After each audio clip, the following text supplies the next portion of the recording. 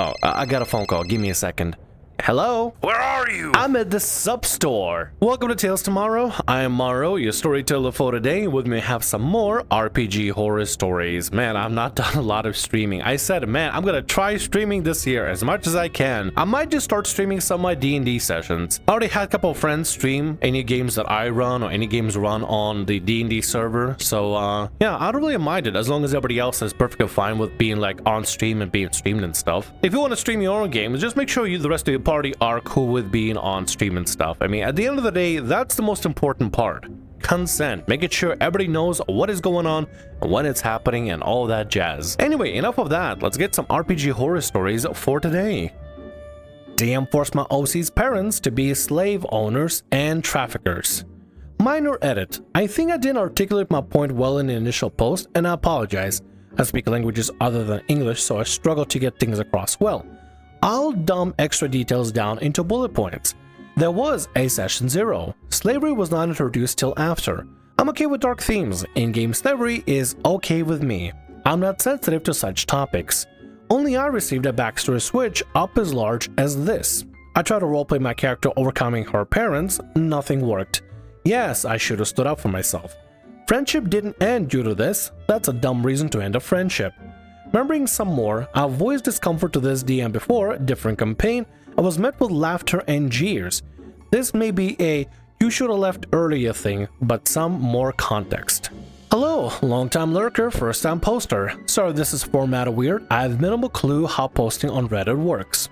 For context, I'm fairly new to D&D. I've only been in a handful of games, all of which end up pretty terribly, and this is one of them. How I live this campaign isn't really relevant and boils down to a lot of friend group mess-ups. So I'll expose a good bit of unnecessary detail. I'm also really bad at saying no, especially since I'm new to D&D. DM was also a very, very close friend at the time. I didn't read much of the story, but I'll always reiterate, it's important to know when to say no. And it's okay to say no. As a DM, as a player, it's important to say no. If you're not cool with something, you're not comfortable with it, say no.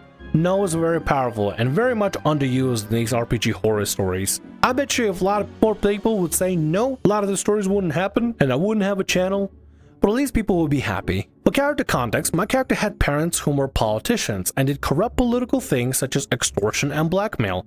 Typical political things. Both me and the DM were cool with it, as that's what I decided was the case. Cut to the campaign. Things are going well. I play my character, DM plays the NPCs, everyone plays nurse.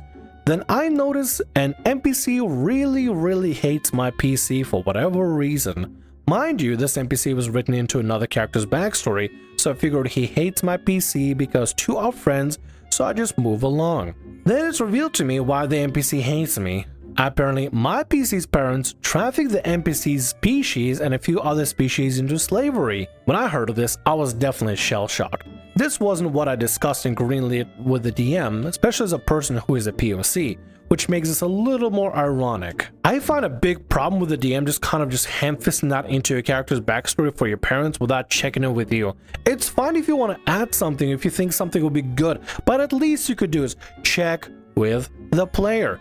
You want to have a moment where God communicates with them, check with them that's something they want to do. You ever want to have any sort of big, tragic, bombastic moments or add things to the backstory and stuff, check with the player. Make sure they're cool with it, because at the end of the day, like, if the player doesn't know what's going on, then you kind of like screwing over the player, because now this player has to deal with this out of nowhere, and they didn't okay this. None of this was okay. None of this was checked through. And that's not right to do. I can understand wanting to use dark themes in your stories, and I don't knock it, but to supposedly spring that on a player, which will have extreme negative in-game effects, basically most NPCs were hostile towards my character for something I didn't even say was okay to include, it's pretty messed up. I should have said no then and there, but I didn't know that was something DMs probably shouldn't do. Like I said, I did end up leaving the campaign, which caused a whole other menagerie of issues, which may be a post for another day. Is this a DM red flag? Am I just the crazy one? Please let me know. I know I should have at least stood up for myself at this point. You leaving the game because you didn't agree with the DM's decision, I think is perfectly fine and valid. Like, at the end of the day, the DM's fault was not checking with you and asking you, hey, so I was thinking of adding this caveat to the twist. What do you think about it? They just sort of ham-fisted onto your character's backstory for your parents, and now you have a situation where every single NPC will hate you. because suddenly you associate with something that you didn't agree for your character to do. It just the DM decided, hey, we're gonna just make your parents even worse now. That's gonna ruin your whole reputation. Oh boy, howdy. Like, if you want to include something dark to someone's backstory, ask the player if they're cool with that sort of thing. Talk to your players' DMs. Don't just ham-fist and expect it to work out all peachy.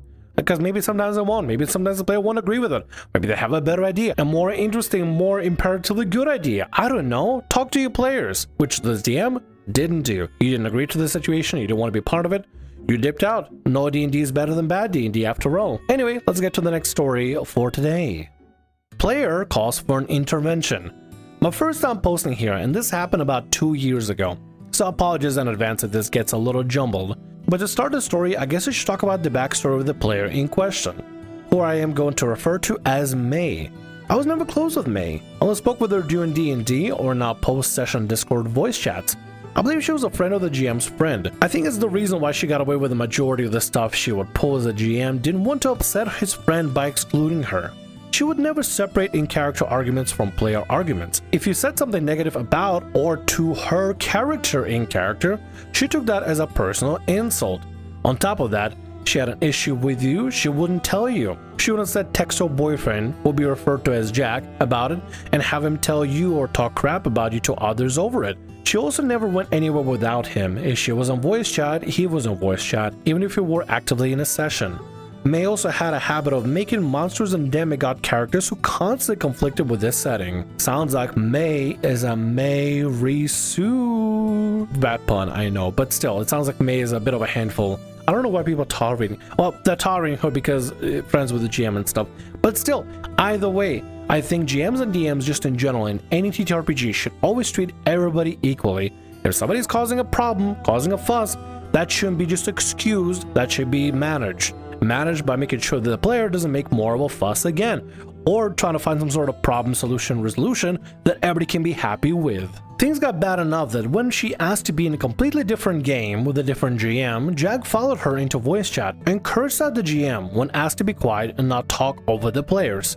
In that game specifically, she was playing a drow who openly worshipped Loth, and then got upset when the other PCs didn't trust her character, one of which worshipped Elistray. That ended with her being kicked after starting one too many arguments over things set in character.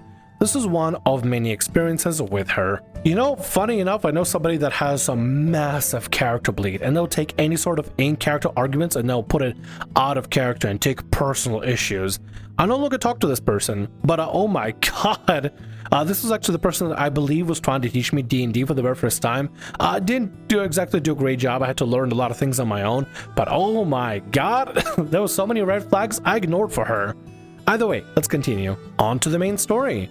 At the time, I didn't really have a life and wanted to get into another game because I love the character creation process. So I asked one of my friends, the GM, if he had any spots open in the game he was currently running, to which he said he did.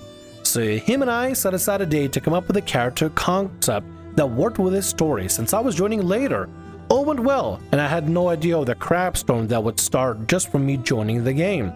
I joined the session. My character is introduced near the end as a merchant who was in town selling his family's goods and is paid by the party to tag along because he has a card, can defend himself, and has resources that the party needs. Session ends and I think all is good in the world. It isn't, as May had been sitting in and listening to the session, not playing. I didn't think much of this until she starts asking the GM if she can join too. Turns out, she was told prior to me joining that she couldn't join because the GM didn't want any more players. If I had known this, I would have never asked to join the game, but here we are.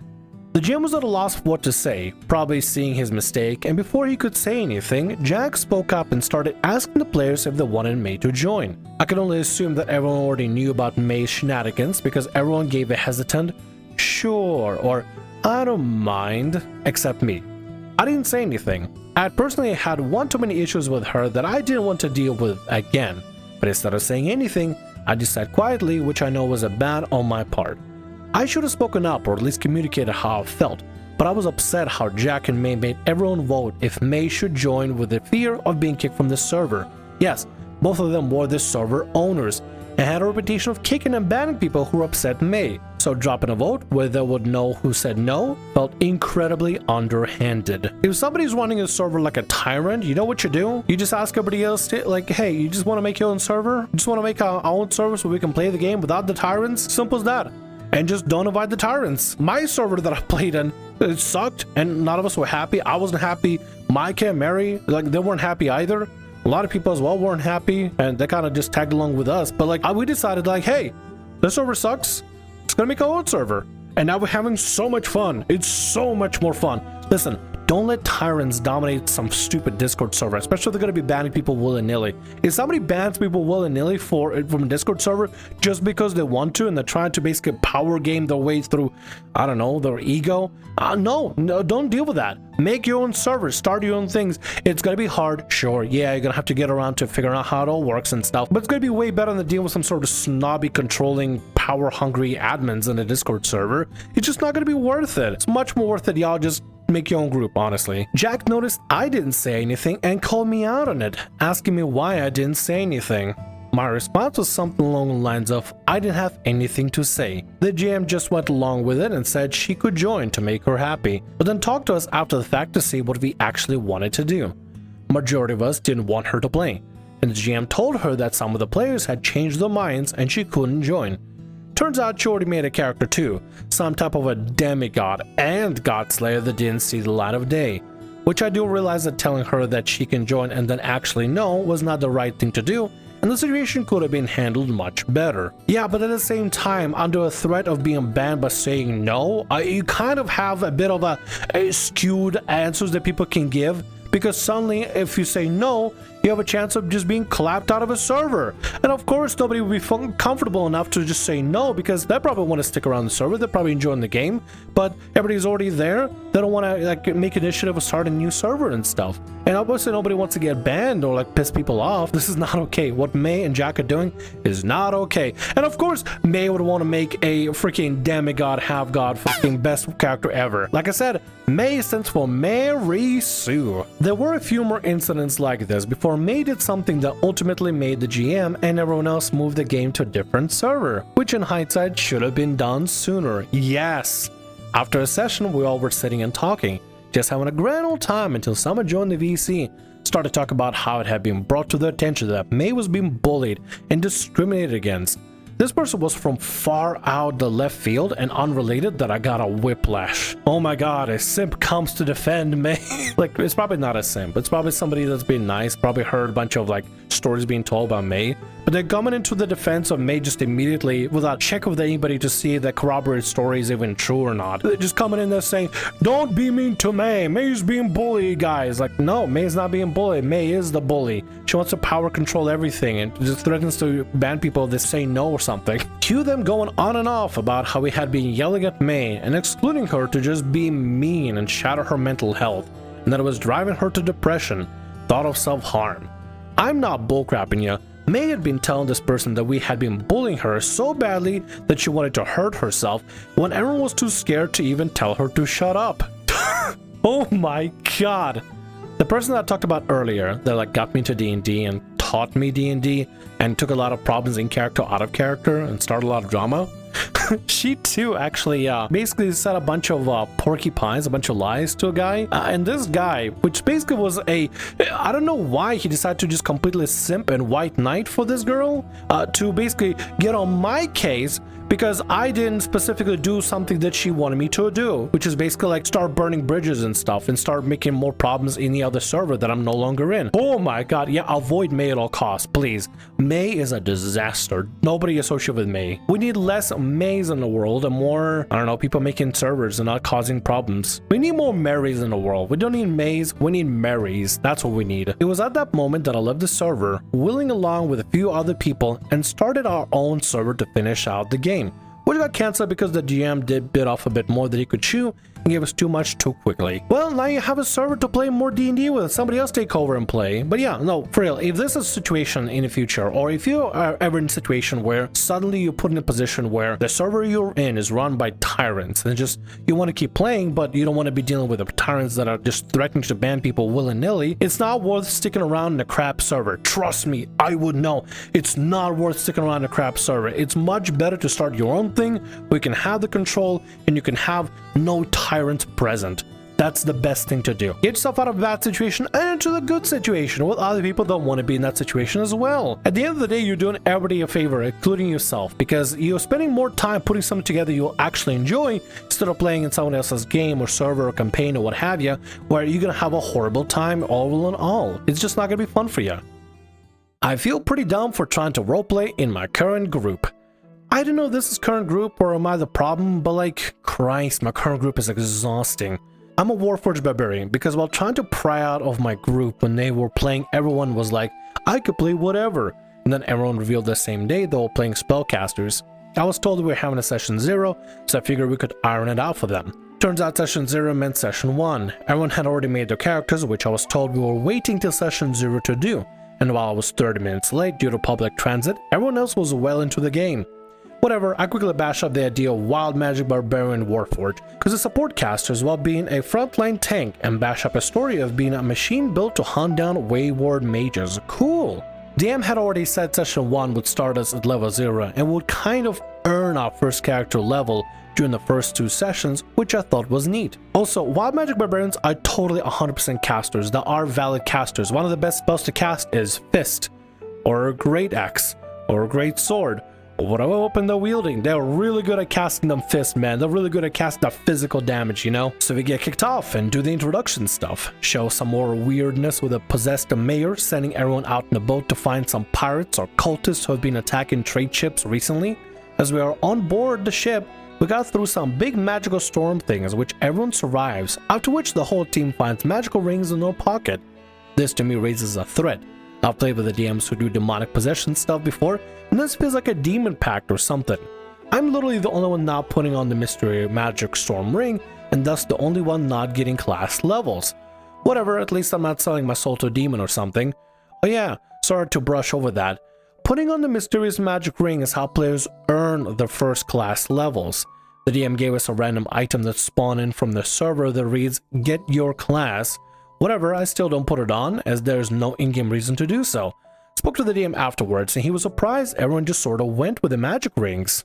We arrived at an island we were sent to investigate, check out a sacked village, and encounter an island tribe, at which point I assumed my party was possessed by the spirit of those Spanish ancestors, because they seemingly all started coming up with literally any reason to straightforward murder all the natives. We had party members sneaking and doing quirky bullcrap in the woods nearby because I guess they didn't want unknown spooky natives to see them despite like not having any reason to assume they're a threat. Of course they get spotted doing quirky bullcrap. Well, one does and he gets dragged in. The tribe starts accusing him of being a thief or assassin. Team starts rating the best European colonization excuses and have to de-escalate by being like, he's a prisoner who escaped, we'll bring him back to the ship. Have someone do so. The natives are cordial and inviting, though also very firm that we follow their customs and help with preparing the night's feast. We talk to the tribe and elder about the cult activity, the sacked village, and what could have happened. Off in the woods, I don't remember the class, but the guy who was sent back to the ship and the one who went with him started doing quirky bullcrap. I think the prisoner pulls a getaway with the other dude, was like, whatever, not my problem. Notices a village scout see them and is heading back towards the village. The watcher makes it back, reports this, and my team once again resumes sharpening their knives, which I again have to de-escalate and pursue to the other player. When we arrive on site, the dude is just like chilling out on the road, which prompts the villager to accuse him of collaborating with the would-be thief or assassin, our other party member, which he denies, and the whole team resumes vibrating and practically chanting to murder the village. I detain it because at this point it really does look like our teammate is a thief or a murderer. This guy's working with him and we head back to the village together. Oh my god, this is a lot to go through. It's like constant jumping. It's like, they're a threat, they're not a threat. Oh, danger, not danger. Thieves and murderers, we're not murderers. Capture them, there's fine. It's just like, god, this is a my brain is just bouncing from one to the other. Is there an end to this? Is there like, does it eventually evolve into something that's like progresses the story further, or is it just gonna be just this back and forth and back and forth? On the way to pursue them, the guy who was accused of being a thief had covertly tried to slip me a note and dagger, but Phil, though, had noticed it clattered to the ground, but opted to ignore it, as the scout didn't seem to notice it until we were heading back. They saw the dagger on the ground and panicked, assuming that the assassin was on his way to the village. So quickly I'm like, it must be the cult trying to take over your people. Try my best to set up more de-escalation in the future. So I pick up the, I think it was a droid or whatever, and the scout, and I haul it back to the village. Reported the party member is missing. The scout accused the guy I'm carrying of collusion and says the missing member is likely an assassin. I hand over the dagger and says that it's likely the work of the cult trying to muscle in on the tribal lands. The elder uses some magic to send trees out to scout, at which point my party goes full sicko mode, taking this as a plenty of provocation to kill the entire tribe, because a village elder is using the magic at his disposal to try and detain a would-be assassin that is threatening his life. Again, there's a lot of bunny hopping, and so far I'm not understanding the context or like the reason why the party would want to go murder hungry. Like seriously, I have no idea why the party wants to mess around with this village. Also, why the villagers are so paranoid and constant back and forth and back and forth. I'm assuming it's all like fully prompted because the party's like doing the silly bullcrap. I think that's just them messing around with stuff, and that's putting the villagers on edge instead of just being like, what, welcoming and like regular and just say, hi, we're travelers, we're here to check things out or something. That's what I'm assuming, though there is a lot of context that is missing. Why is Barbarian the one that's being the most diplomatic in this situation? I just don't get it. I feel bad for the Barbarian player. I have to play this rigmarole. That's the best way I can call it, because this is a mess, dude. The team attacks, and I once again offer to de-escalate by subduing the party members who attacked. But at this point, the team's murder horrible nature has taken them over completely, and insists this guy knowing magic is enough of a reason to kill the entire tribe. So I do what great axe-wielding warforged do. Smack down the village elder before I was fully able to get his help on the quest, at which point the DM informs us that other villages collapse except for this scout. Though all undead constructs or something, this wasn't seeded at all. It was just true. Huh? I am so lost. What is this DM doing? What is this plot? I honestly felt like I'm the only person in the group thinking of events as actually happening instead of being another setup for quirky bullcrap. Like, I'm skeptical of the mysterious magic item appearing on my person. Meanwhile, my other party members is like, I'll put it on my peen. I'm engaged with NPCs about the story and world trying to track down the cult, while my party is conspiring to try and figure out how to put the ring on my character without knowing I have one, except for the fact that I'm a player character. I'm looking through buildings trying to find some signs of life while the other party members are taking up their time insisting on rolling dice to fish and trying to determine which piece of wood off the board they can steal to make a surfboard. I'm trying to get information about the cult activity on this island from the first people we have met here, while the team has spent so much time trying to sneak around the village to steal bags of carrots. Bags of carrots? Is that why they're sneaking around doing sneaky bullcrap? For bags of OP, I am so sorry that your sanity is being tested for this. This game is nonsense. I hope you left. I really hope you dipped out, because this is just wasting your time. I might have been lost to the world of darkness and how I tell stories, which focuses on picking up on small details and seeding things that can become obvious over time. Character spreading magic spores but not washing his hands after interacting with a corpse covered in them. Maybe I just can't hang with this kind of group. I'm just here trying to engage with the world and the story, while all around me my group seems to just be doing whatever follows the previous sentence, potentially interrupting by a wisp of a stray thought. Yeah, you're the only one that's taking the whole thing seriously, and like, I mean, maybe the DM is also trying their best, I'm not fully sure, but clearly you're the one actually trying to pay attention to stuff and actually properly playing the game. Everybody else is just futzing about. I think you just need to leave this group and find somebody else that you can play seriously with. I think this group is not going to mesh with you in the slightest. And with that, that's going to be all our stories for today. I want to thank you very much for watching, and thanks so much for being here. If you like what I do, consider subscribing to the channel and leaving a like. Also, if the RPG Horror Stories ever goes down, or if you want to submit your own personalized horror story, email is down in the description below. I'll see you again in more Tales Tomorrow. Bye-bye.